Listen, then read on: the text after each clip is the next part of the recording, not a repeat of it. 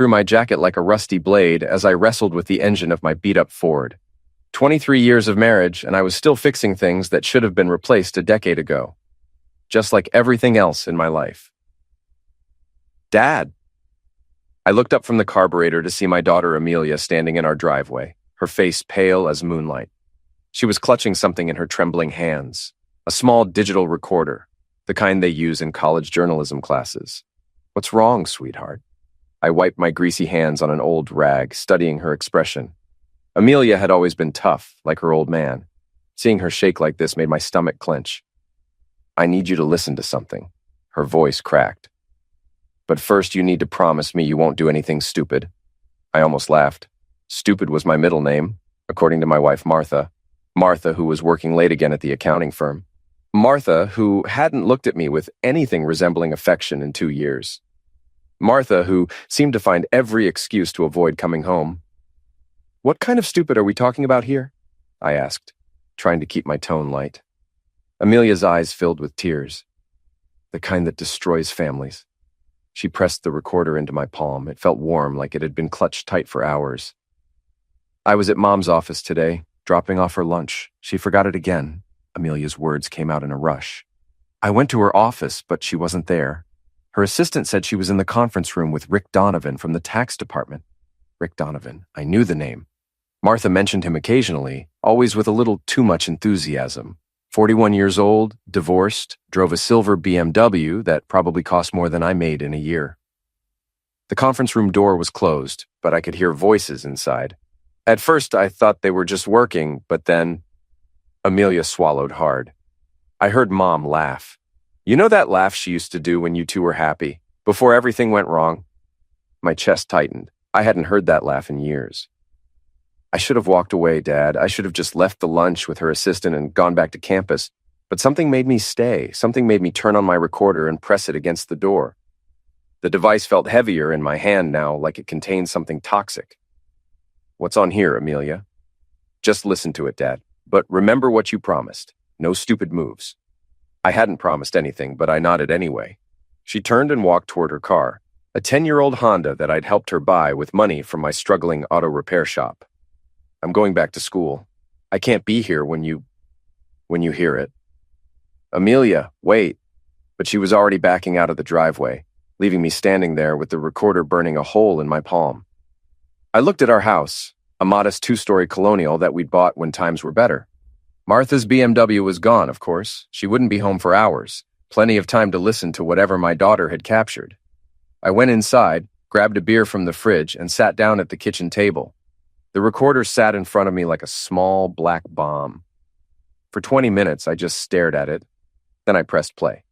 At first, there was just muffled conversation. Martha's voice, professional and crisp, discussing quarterly reports and tax implications. Rick's voice, deeper, occasionally interjecting with questions or comments. Normal office stuff. Then the tone changed. You know, Martha, working with you has been the highlight of my career here. Rick, we shouldn't what? Acknowledge that there's something between us? A long pause. I could hear my own heartbeat in the silence. My marriage is complicated. Complicated how? From what you've told me, your husband doesn't appreciate what he has. I gripped the beer bottle tighter. Tom's a good man. We've grown apart. He's always covered in grease, always struggling to keep that shop afloat. Sometimes I feel like I'm carrying the entire family financially. You deserve better than that, Martha. You deserve someone who can match your ambition, someone who understands your world. Another pause. Then I heard something that made my blood freeze, the unmistakable sound of kissing. Rick, we can't do this here. Then where? Your house? Tom's always there, tinkering with something, but he's got that boxing tournament next weekend. He'll be at the gym all day Saturday. Your place, then, Saturday afternoon. Yes. The recording went silent. I sat there for a long time, staring at the wall.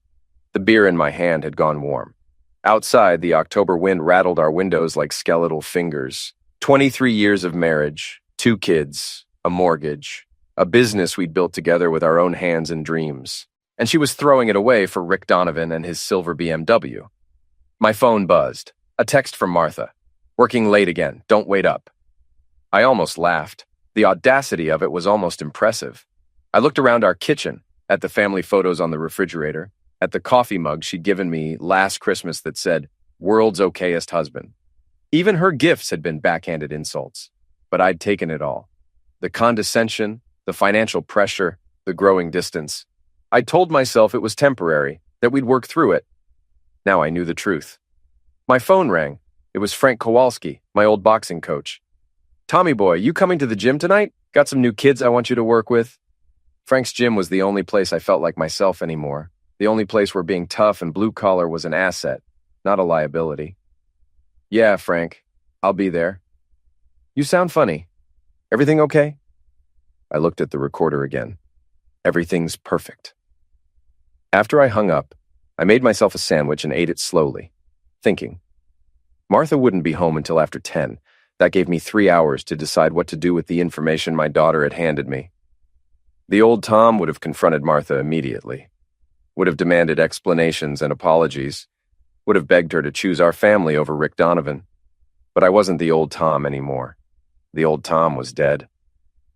Frank's boxing gym occupied the bottom floor of a converted warehouse on the wrong side of town. The place smelled like sweat, leather, and broken dreams, which made it the most honest place in the city. I'd been coming here for 15 years, ever since I turned 35, and realized I was getting soft around the middle. What started as a fitness routine had become something more important, a place where I could hit things without getting arrested.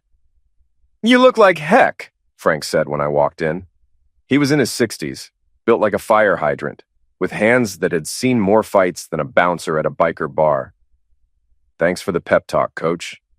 "I'm serious, Tommy. You got that look." "What look?" "The look guys get right before they do something that lands them in jail or divorce court." Frank was more perceptive than most people gave him credit for. I wrapped my hands and started working the heavy bag. Each punch carried 23 years of frustration. Each combination was a conversation I'd never had with my wife. Jab, cross, hook. Why wasn't I enough? Jab, jab, cross. When did I become the enemy? Hook, cross, hook. How long has this been going on? After 30 minutes, my knuckles were raw even through the wraps. "Feel better?" Frank asked. "Not really." "Want to talk about it?" I considered telling him everything.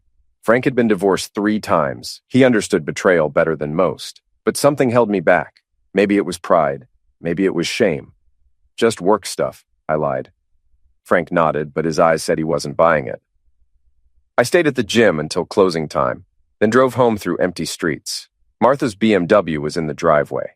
The house was dark except for the glow of her laptop in the living room. She looked up when I walked in. Even after everything, she was still beautiful. 45 years old, auburn hair, green eyes that used to look at me like I was worth something. "How was the gym?" she asked, not really caring about the answer. "Good. How was work?" "Busy. We're swamped with the quarterly reports." The lie came so easily. I wondered how many others she'd told me over the years. "I'm going to shower," I said. "Okay, I'll be up in a few minutes." But when I got out of the shower, she was asleep on the couch, her laptop still open. I looked at the screen, a spreadsheet full of numbers that meant nothing to me. Her world, not mine. I went to bed alone like I had most nights for the past 2 years. But this time, I wasn't just lonely. I was planning. Martha left the house at 9 a.m., claiming she needed to run errands before meeting her sister for lunch. She was dressed nicer than usual. A blue dress I'd bought her for our anniversary last year, the one she'd worn exactly once before today. "I might be late," she said, kissing my cheek with lips that would soon be kissing Rick Donovan. "Linda wants to go shopping after lunch." Linda was her sister. I'd called Linda the night before, pretending I wanted to plan a surprise for Martha's birthday. Linda had no idea about any lunch plans. "Have fun," I said. After she left, I sat in my kitchen drinking coffee and thinking about the next few hours. Martha and Rick thought they were so clever, so careful. They had no idea that Martha's own daughter had handed me the keys to their secret. At noon, I drove to Rick's neighborhood. Rick Donovan lived in Maple Heights, a development full of cookie-cutter McMansions that screamed, "I make more money than you." His house was a brick colonial with a perfectly manicured lawn and a 3-car garage. The silver BMW was parked in the driveway next to Martha's car. I parked down the street and waited. At 12:47 p.m., I watched my wife of 23 years walk out of another man's house, smoothing down her dress and checking her hair and her phone's camera. She looked satisfied, happy even. I'd seen enough. But instead of driving home, I went to the hardware store. Sunday morning, Martha was unusually cheerful. She hummed while making coffee, smiled at me over breakfast, even asked about my plans for the day. Guilt, I realized. She was overcompensating. I was thinking we could do something together today, she said. Maybe drive up to the lake, like we used to. Like we used to. Before her career took off, before I became an embarrassment, before Rick Donovan. That sounds nice, I said, but I promised Frank I'd help him move some equipment at the gym. Relief flashed across her face so quickly I almost missed it. Oh, well, maybe next weekend. Sure. I did go to Frank's gym, but not to move equipment. I went to think. You're distracted today, Frank observed as I worked the speed bag with no rhythm or focus. Just tired. Tommy, I've known you for 15 years. You want to tell me what's really going on? I stopped punching and looked at him. Frank had been like a father to me, more supportive than my own dad had ever been. He deserved the truth. If you found out someone you trusted was betraying you, what would you do? Frank's expression grew serious. Depends on the betrayal. The worst kind. Your wife? I nodded. Frank sighed and sat down on a nearby bench. I've been down that road 3 times, son. Each time I handled it different. What worked? None of it worked. That's why I've been divorced 3 times. He looked at me with tired eyes. But I learned something from each disaster. You want to know what? Yeah. The first time I got angry and did something stupid, ended up in jail for a night and lost half my stuff in the divorce. The second time I tried to ignore it and work things out. She kept cheating and I kept pretending I didn't know. Made me crazy. The third time, what happened the third time? The third time I got smart. I documented everything, built a case. When I finally confronted her, I had all the evidence I needed. She couldn't lie her way out of it, couldn't make me look like the bad guy, and couldn't take me to the cleaners in court. Did it make you feel better? Frank thought about that for a long moment. It made me feel like I had some control back, and sometimes that's the best you can hope for. Control. That was what I'd lost somewhere along the way. When had I become the kind of man who accepted scraps of attention from his own wife? When had I started apologizing for who I was? Thanks, Frank. What are you going to do? I'm going to get smart. That evening, I started documenting everything. Times, dates, phone calls, text messages. I set up a small digital camera in our bedroom, hidden behind some books on Martha's dresser. I installed software on our shared computer that would track her online activity. It felt dirty, but not as dirty as what she was doing to our family. Over the next 2 weeks, I gathered evidence, photos of her car at Rick's house, screenshots of flirty text messages, credit card receipts from restaurants I'd never been to. The hardest part was pretending everything was normal, kissing her goodnight, making small talk over breakfast, acting like I didn't know she was living a double life. But I was getting good at acting. The breaking point came on a Thursday evening. I was having dinner with my 2 closest friends, Mike Peterson and Dave Chen, at O'Malley's bar downtown. We'd been meeting there every other Thursday for 8 years, a tradition that had survived job changes, family drama, and Dave's brief midlife crisis involving a motorcycle and a 25-year-old waitress. Mike owned a small construction company. Dave was an insurance adjuster. Both were solid, dependable guys who'd been through their own marital struggles. You look like heck, Tom, Mike said, echoing Frank's observation from weeks earlier. Thanks, you're the second person to tell me that recently. Seriously, what's going on? You've been weird for weeks. I took a long drink of my beer and made a decision. These were my friends. If I couldn't trust them, who could I trust? Martha's having an affair. The words hung in the air like smoke. Dave nearly choked on his beer. What? Are you sure? I'm sure. Mike leaned forward. How do you know? I told them about the recording, about following Martha to Rick's house, about the evidence I'd been collecting. I expected sympathy, support, outrage on my behalf. What I got was silence. Finally, Dave spoke up. Tom, maybe you should think about this differently. What do you mean? I mean, maybe this is a wake-up call. Maybe Martha's trying to tell you something about your marriage. I stared at him. She's trying to tell me something by sleeping with another man? Look, I'm not defending what she's doing, Mike said. But you have to admit, you two have been having problems for years. Maybe, instead of spying on her, you should try talking to her. Talking to her? About what you both need. about how to fix things. I couldn't believe what I was hearing. She's cheating on me, Mike. She's lying to my face every day. And you think I should ask her what she needs? Dave shifted uncomfortably. It's just, marriage is complicated, Tom. Sometimes people make mistakes when they're unhappy. Mistakes? Poor choice of words. I just meant, no, I know what you meant. I stood up, throwing a 20 on the table. You meant that somehow this is my fault, that I drove her to it. That's not what we're saying, Mike protested. Isn't it? Poor Tom. With his failing business and his blue-collar job, no wonder his successful wife went looking for something better.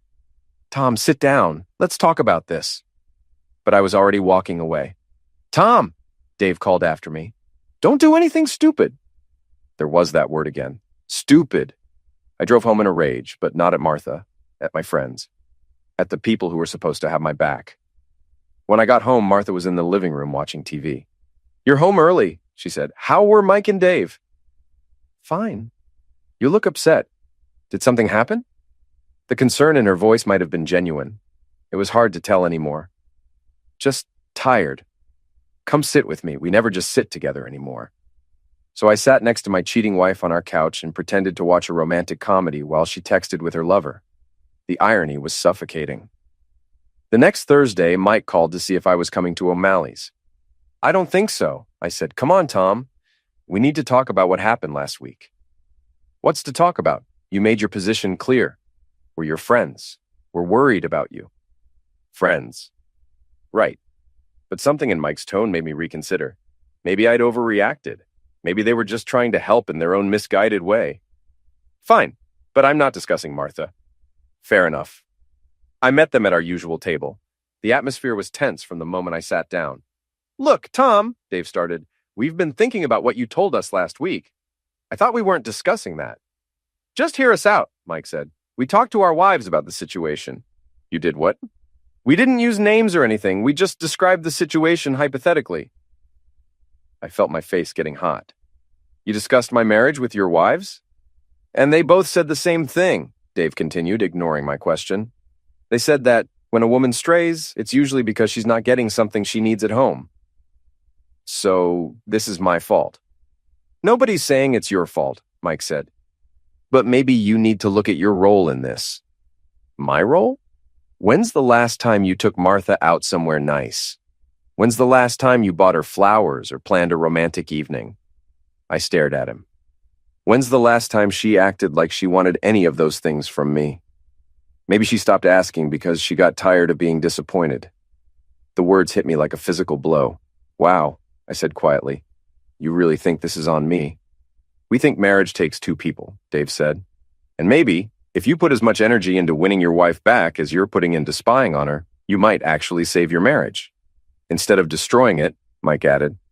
I looked at these two men I'd considered my closest friends. Men I'd helped move houses, men I'd lent money to, men I'd trusted with my deepest concerns. Let me ask you something, I said. If you came to me and told me your wife was cheating, what would you want me to say? They exchanged glances. We'd want you to help us figure out how to fix things, Dave said. Not how to get revenge, Mike added. Revenge.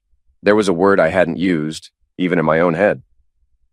So if I told you that Susan was sleeping with her boss, I said to Mike, you'd want me to suggest couples counseling? Mike's face darkened. That's different. How? Because Susan would never... He stopped himself. Because Susan would never what? Cheat on you? What makes you so special, Mike? What makes you so much better than me that your wife would never look elsewhere? That's not what I meant.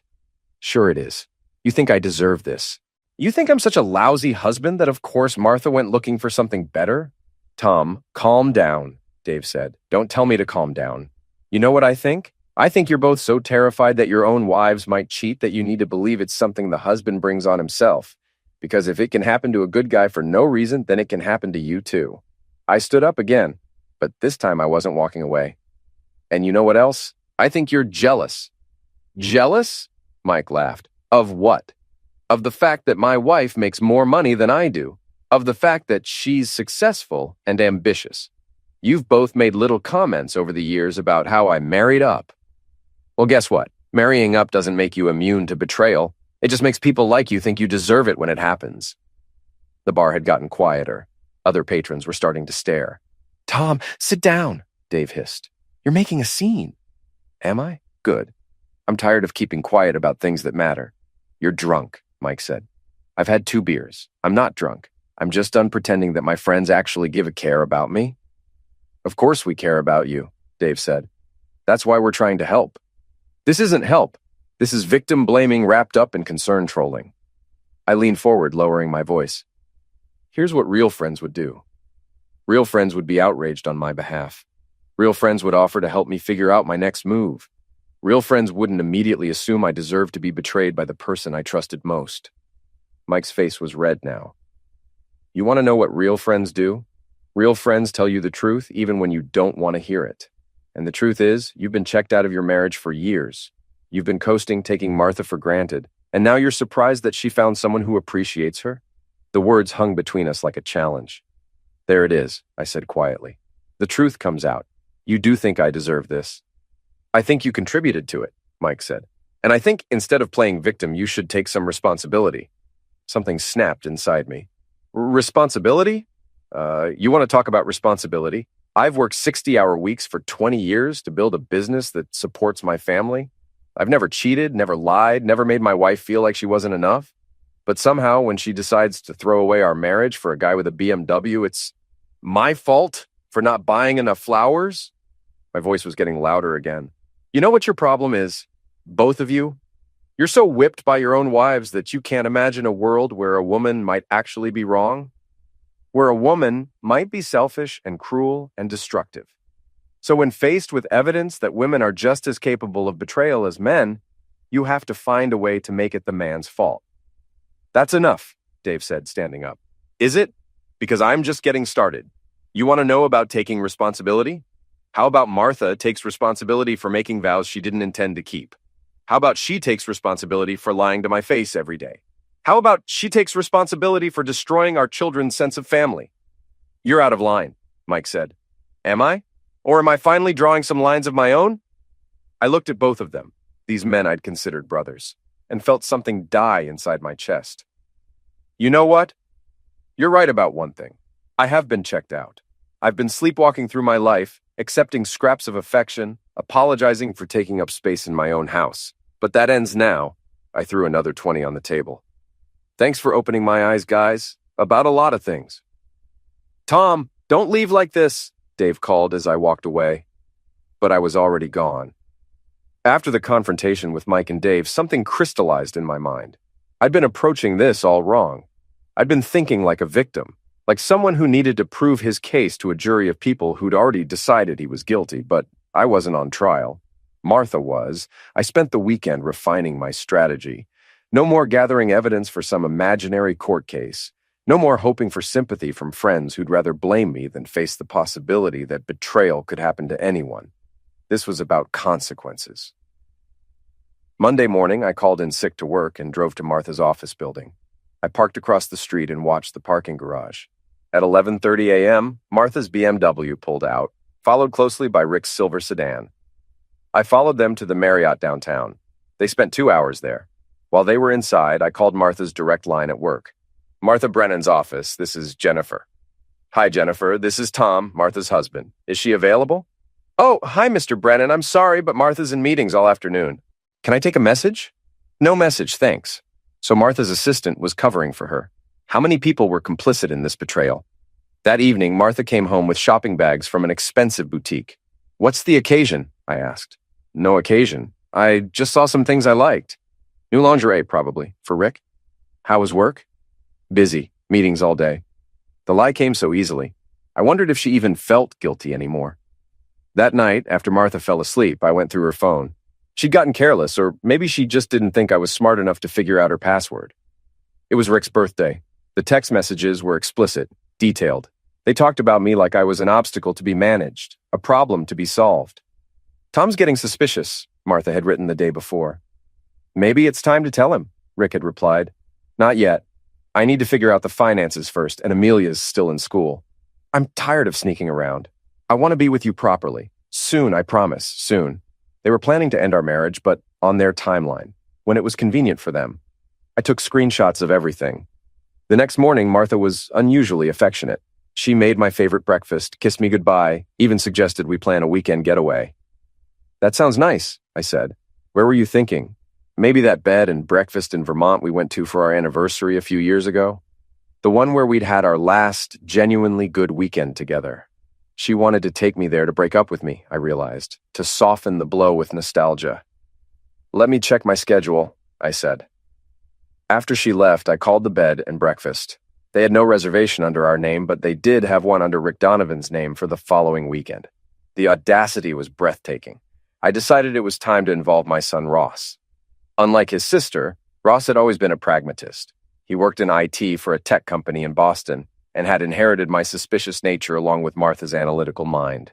I called him that evening. "Dad, is everything okay? You never call during the week. I need to ask you something, and I need you to be honest with me." "Okay. Have you noticed anything different about your mother lately? When you talked to her on the phone or when you visited?" A long pause. "Why are you asking?"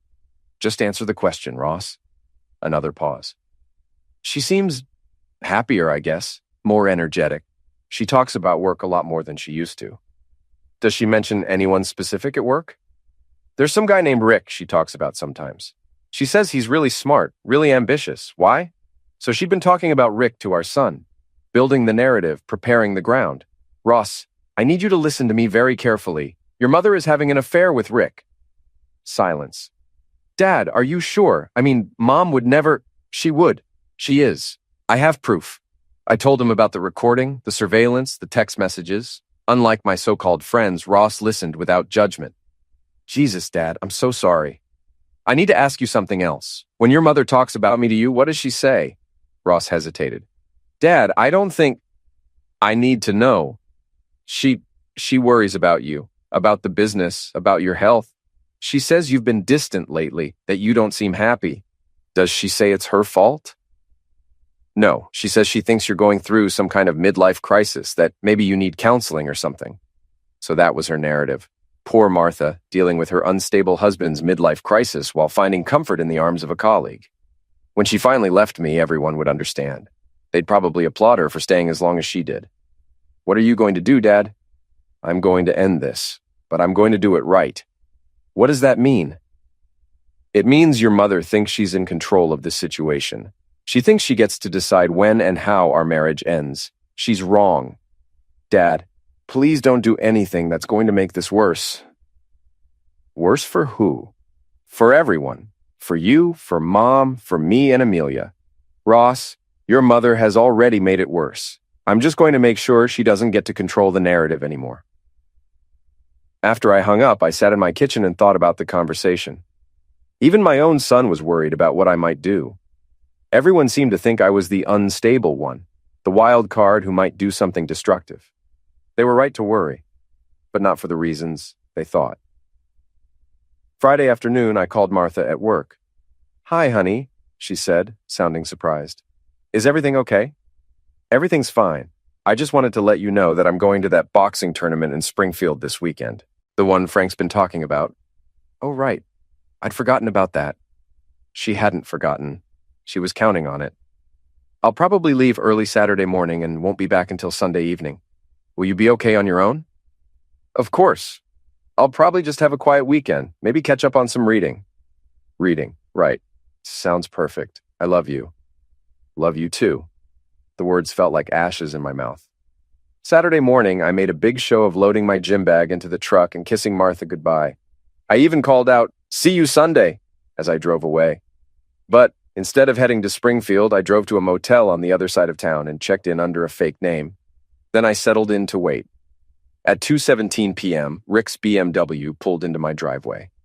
At 2:23 p.m., I watched through binoculars as my wife opened our front door wearing a silk robe I'd never seen before. They didn't even bother to close the curtains. I took photos, lots of them. At 4:45 p.m., I drove home. I parked at the end of our street and walked through our backyard, using the spare key hidden under the garden gnome that Martha had always thought was tacky. I could hear them upstairs in our bedroom. In our bed. Moving quietly, I retrieved the digital camera I'd hidden weeks earlier. It had captured everything. Then I went back to the motel and waited. At 7:30 p.m., Rick's BMW left my driveway. At 8:15 p.m., I came home. Martha was in the kitchen cooking dinner and humming. She'd showered and changed into jeans and a sweater. She looked relaxed, satisfied. "You're home early," she said, kissing my cheek. "Tournament was canceled. Some problem with the venue." "Oh, that's too bad, but I'm glad you're home. I missed you." She'd missed me. After spending the afternoon in bed with another man, she'd missed me. "I missed you too," I said. "We had dinner together. We watched a movie, we went to bed, and she curled up against me like she used to when we were young. It was the best night we'd had in months, and it was all built on a lie." Monday morning, I called in sick again. This time, I had work to do. First, I made copies of everything. Photos, videos, text messages, financial records. I stored copies in multiple locations, safe deposit box, cloud storage with my lawyer. Then I started making phone calls. The first call was to Martha's boss, Mr. Hendricks. "Mr. Hendricks, this is Tom Brennan, Martha's husband." "Tom, how are you? Martha speaks of you often." "I bet she does." "I'm calling because I need to discuss a sensitive matter regarding Martha and Rick Donovan." Silence. "What kind of matter?" "The kind that could expose your company to maltreatment lawsuits if it's not handled properly." "I think you'd better come in." The second call was to Rick's ex-wife, Linda. I had found her number in the divorce records, which were public information. "Linda, you don't know me, but I'm Tom Brennan. My wife is having an affair with your ex-husband." "Oh, honey," she said immediately. "I'm so sorry." "You don't sound surprised. Rick cheated on me too. With a coworker, it's his pattern. Would you be willing to talk to my wife about what she can expect from Rick long term?" "Absolutely. That bastard destroyed our family. If I can save yours, I'm happy to help." The third call was to my lawyer. "Tom, I've been expecting your call. Ross filled me in on the situation. I want to file for divorce, and I want to make sure Martha doesn't get to spin this as some kind of mutual decision. With the evidence you've gathered, that shouldn't be a problem. But Tom, are you sure you want to go nuclear on this? Sometimes it's better to try mediation first. She had her chance to handle this quietly. She chose to humiliate me instead. All right then, let's discuss strategy."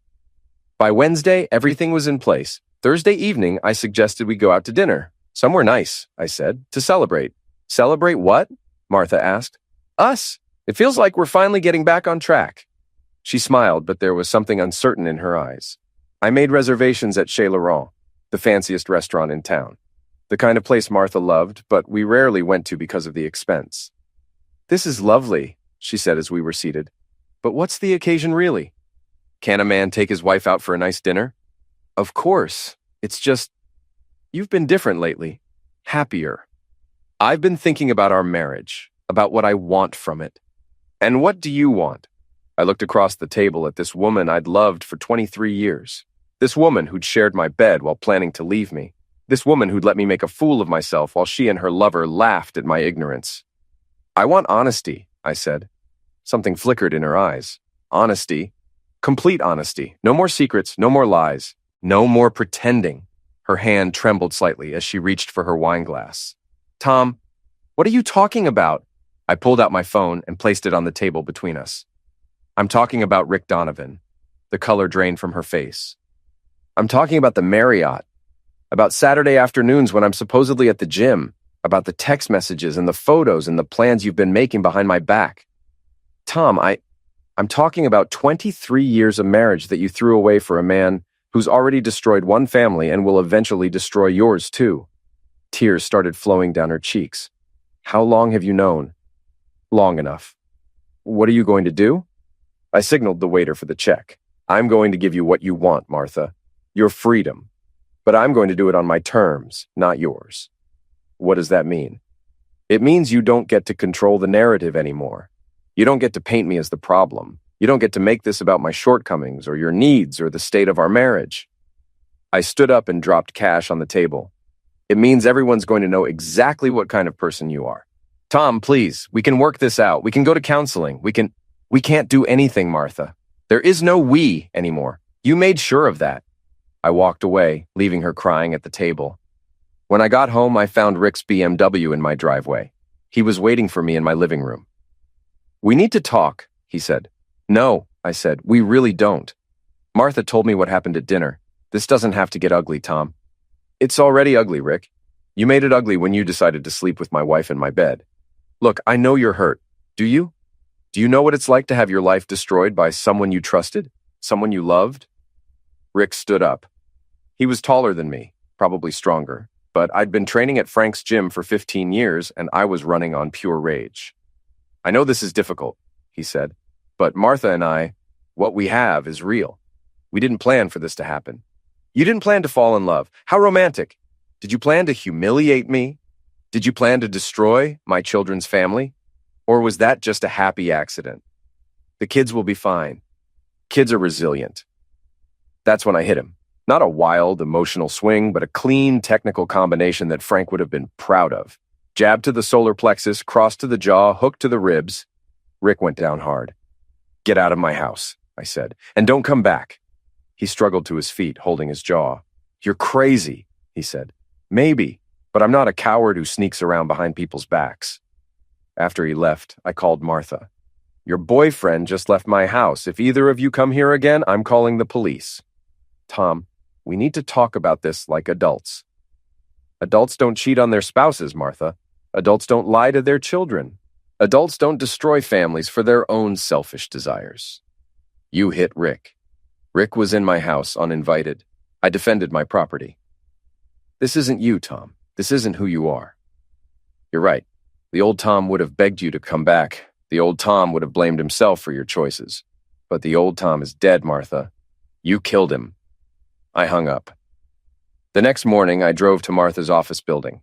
I'd called ahead and confirmed that both she and Rick were in meetings, separate meetings, in different parts of the building. I went to see Mr. Hendricks. Tom, thank you for coming in. This is a very delicate situation.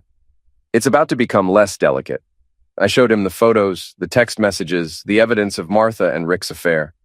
They've been using company time and resources to conduct their relationship. They've been lying to colleagues and clients, and they've put your company at risk of maltreatment claims. Mr. Hendricks studied the evidence with growing alarm. What do you want me to do about this? I want you to fire them both. Today.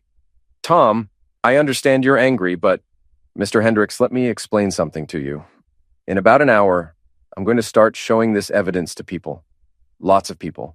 Martha's colleagues, Rick's friends, our neighbors, our children's teachers. Everyone who knows us is going to know what they did. I leaned forward. Now, you can be part of the solution by taking appropriate action against employees who violated company policy. Or you can be part of the problem by protecting them. But either way, this story is coming out. Mr. Hendricks sighed. I'll need to consult with HR and legal. You have 2 hours. My next stop was the country club where Martha and I were members. I found the club president, Mrs. Morrison, having lunch on the terrace. Tom, how lovely to see you. How's Martha? That's actually what I wanted to discuss with you. I showed her selected photos, nothing explicit, just Martha and Rick together in compromising situations. I'm afraid Martha won't be able to continue her volunteer work with the charity auction this year. She's been rather busy with other activities. Mrs. Morrison's eyes widened as she realized what she was looking at. Oh my! I thought you should know, given that she's been representing the club at various functions. Yes, of course. Thank you for bringing this to my attention. The gossip network at the country club was more efficient than the internet. By evening, everyone would know. My third stop was Rick's apartment complex. I found the building manager and showed him photos of Rick's BMW in my driveway during hours when Rick was supposed to be at work. I thought you should know that one of your tenants has been falsifying his employment records. He's been claiming to work full-time while actually spending his days at my house, sleeping with my wife. That's not really a building management issue, mister? Brennan. And it becomes a building management issue when he starts bringing his married girlfriend here for their afternoon encounters. Some of your other tenants have complained about the noise. That was a lie, but the building manager didn't know that. I'll look into it. I'm sure you will. By the time I got home, my phone was ringing constantly. Martha, Rick, Mr. Hendricks, various friends and neighbors who'd heard different versions of the story. I didn't answer any of the calls. Instead, I sat in my kitchen and opened a beer. For the first time in months, I felt like myself again. The next morning, Martha showed up at my house. She looked like she hadn't slept. Tom, we need to talk. No, we don't. They fired us, both of us, Rick and me. Good. Tom, this is insane. You're destroying our lives over a mistake.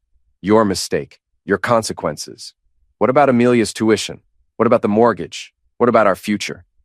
What about our marriage vows? What about our family? What about the trust you destroyed? She started crying again. I made a mistake. I'm sorry, but we can fix this if you'll just stop this campaign of revenge. This isn't revenge, Martha. This is accountability. For 23 years, you've lived in a world where your actions didn't have consequences, where you could do whatever you wanted and I'd just accept it. That world doesn't exist anymore. So what happens now? Now you get to find out what life is like when people know who you really are. And Rick gets to find out what it's like to be the other man in a town where everyone knows his business. Martha wiped her eyes with a tissue. The kids hate me. The kids are disappointed in you. There's a difference. Ross won't return my calls. Amelia says she's ashamed of me.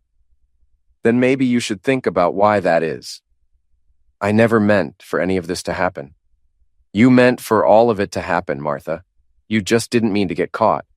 She looked around our kitchen, at the family photos, the coffee maker we'd bought together, the table where we'd shared thousands of meals. I loved you, Tom. I still love you. No, you don't. You love the idea of me. You love having a backup plan.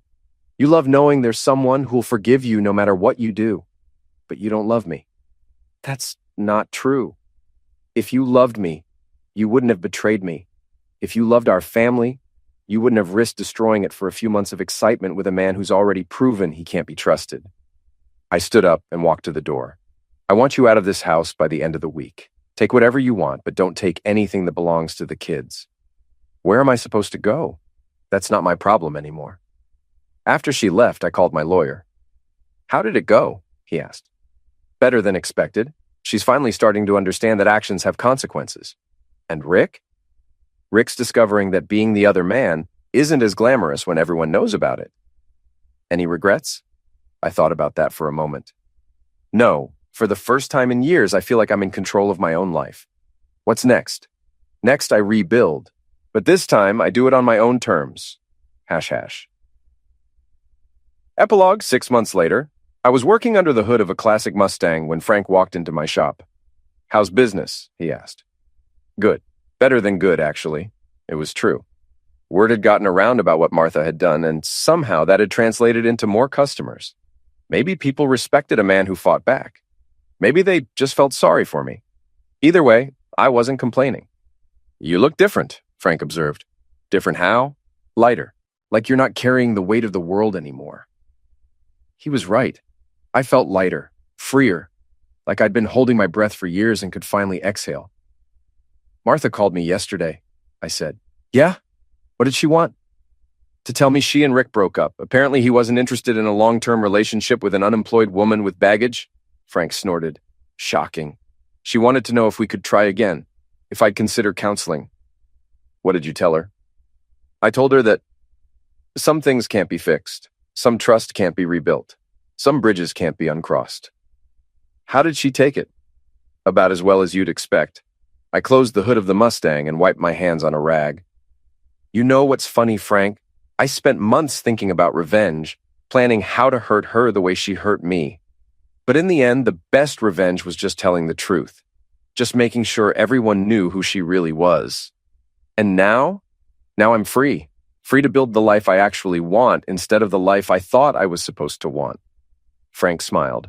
Sounds like you won. Yeah, I said, looking around my shop, my domain, my kingdom, my fresh start. I think I did. That evening, I had dinner with Ross and Amelia. They'd both been struggling with their mother's betrayal, but they were starting to heal, starting to understand that families can survive even the worst betrayals if the people in them are willing to face the truth. Dad, Amelia said as we finished dessert, I'm sorry I waited so long to give you that recording. Why did you wait? Because I hoped Mom would come to her senses on her own. I hoped she'd end it before you found out, but she didn't. No, she got deeper into it, and I realized that by staying quiet, I was helping her hurt you.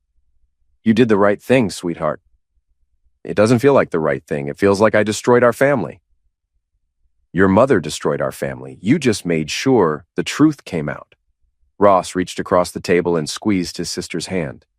Dad's right. Mom made her choices. We all just had to live with the consequences. What happens now?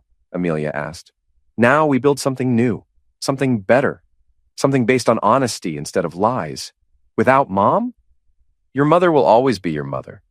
But she's not my wife anymore. And that's okay. Sometimes the best thing you can do for someone you love is let them go. After the kids left, I sat in my kitchen with a beer and thought about the past year, about the man I'd been and the man I'd become, about the marriage I'd lost and the life I'd gained. My phone buzzed. A text from an unknown number. Tom, this is Linda, Rick's ex-wife. I heard about what happened with Martha and Rick. I just wanted you to know that you did the right thing. Rick will do this again, to someone else. But at least now people know what he's capable of. Thank you for having the courage to tell the truth. I smiled and deleted the message. Then I turned off my phone and went to bed. For the first time in years, I slept peacefully. The next morning, I woke up early and went to Frank's gym. I worked the heavy bag for an hour, pushing myself harder than I had in months. Each punch was a celebration. Each combination was a declaration of independence. When I finished, Frank was waiting for me with a towel and a bottle of water. You know, he said, I've been thinking about what you said yesterday. About telling the truth being the best revenge. Yeah? I think you're right. But I also think there's something even better than revenge. What's that? Living well, building something good, being happy. I looked around the gym, at the young fighters training for their next match, at the older guys like me working off their frustrations, at the community that had formed around Frank's simple philosophy of hard work and honest effort. You're right, I said. Revenge was just the beginning. Now comes the good part. What's the good part? The part where I get to be myself again. The part where I don't have to apologize for who I am or pretend to be someone I'm not. The part where I get to build a life that actually makes me happy. Frank smiled. Sounds like a plan. It is a plan. And for the first time in years, it's my plan. I showered, changed, and drove to my shop. I had a full day of work ahead of me. Cars to fix, customers to serve, a business to run. My business, my rules, my life. As I unlocked the door and turned on the lights, I thought about Martha and Rick. They were probably somewhere across town, dealing with the consequences of their choices. Martha was living in a small apartment, working at a job that paid half what she used to make. Rick had left town entirely, moving to another state where his reputation hadn't followed him yet. I didn't feel sorry for them. I didn't feel angry at them anymore either. I just felt free. Free to be the man I was meant to be. Free to build the life I actually wanted. Free to love someone who would love me back without reservation or betrayal. Someday, maybe I'd find that someone. Or maybe I wouldn't. Either way, I'd be okay. Because I'd learned something important over the past year. The most important relationship you can have is the one you have with yourself. And for the first time in decades, I actually liked the man I saw in the mirror. That man was honest. That man was strong. That man didn't accept betrayal or make excuses for people who hurt him.